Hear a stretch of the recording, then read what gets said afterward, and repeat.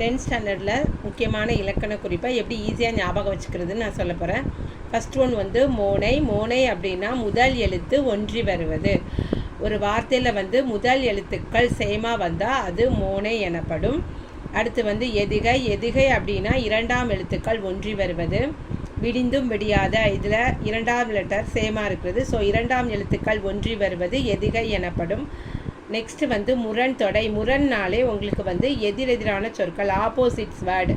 மலர்ந்தும் மலராத, நல்லது கெட்டது, இந்த மாதிரி ஆப்போசிட்ஸ் வேர்டு கொடுத்துருந்தாங்கன்னா அதுதான் முரண் தொடை. அடுத்து இயைபு தொடை. இயைபு தொடை அப்படின்னாலே இறுதி எழுத்துக்கள் ஈ அந்த மாதிரி ஞாபகம் வச்சுக்கோங்க. இறுதி சீரில் உள்ள இறுதி எழுத்துக்கள் ஒன்று போல அமைவது. வண்ணமே, அன்னமே, அந்த மாதிரி. அதாவது மோனை அப்படின்னா முதல், எதுகை இரண்டாவது, முரண் எதிரெதிரான சொற்கள், இயைபு வந்தால் இறுதி எழுத்துக்கள். இவ்வளோதான் உங்களுக்கு புரிஞ்சிருக்கும்னு நினைக்கிறேன். மறக்காமல் நம்ம சேனலை சப்ஸ்கிரைப் பண்ணிக்கோங்க.